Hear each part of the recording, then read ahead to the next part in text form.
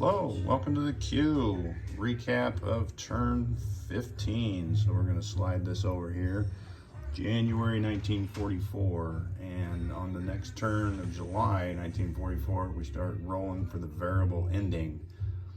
And right now there is a +1 to the Axis, or for that ending roll for the Axis owning Paris. So we'll see how that goes. There's your income. Tech was not very good this turn. Britain 1 for 3, US 2 for 6. And, oh, wow.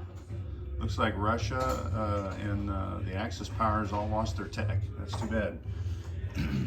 What really happened is we've got another game going over here, so we had to take the stuff down. So, 2 games going at once, we just don't have enough boards. So, what attacks happened this turn?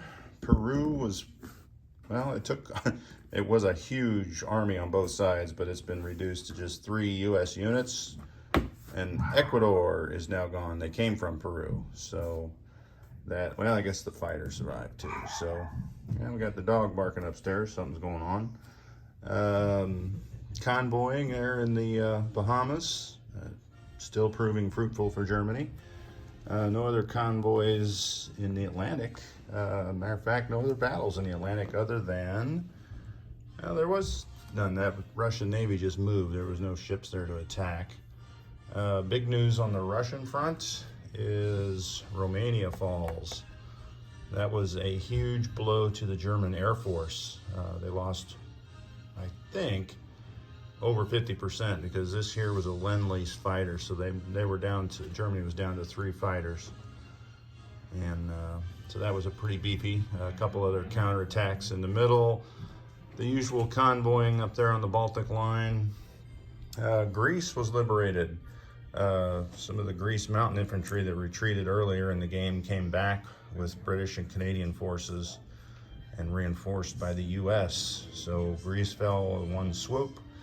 Not that it was heavily defended, but something for the British to do, or the Commonwealth, I should say. France got in on it with some protective air cover here, so that's kind of nice. Maharashtra changed hands twice, and we'll see what happens there. Let's address 2 of the battles in the Pacific that didn't happen. First was an easy one. This convoying of the home island line didn't take place because Rihe is CCP, so that breaks that line. Easy mistake. The other one is baffling. This carrier here, that battle never took place. When I watched the video and saw this carrier sitting alone here north of Borneo, it was kind of weird. So watched the non-com movement again for a second time and still thought there was a lone, but it actually wasn't. So I had to put all that back on the board and reshuffle our units. Japan did try to convoy in those 2 sea zones, but only scored 1. The US, their super subs are super, and I think you got that, well, I got a 4 and a 1. So that convoy line was maxed out at 5. The only naval victories for the game were by Japan here. They came in and killed a couple destroyers and retreated out, leaving 1 destroyer in that sea zone.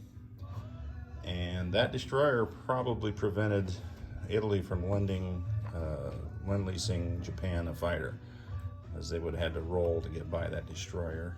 The other one was a Anzac destroyer down here, but at least the Anzac destroyer took a ship down with it, so return fire. That'll be it for turn 15, and up next is Germany, which I saw has already gone.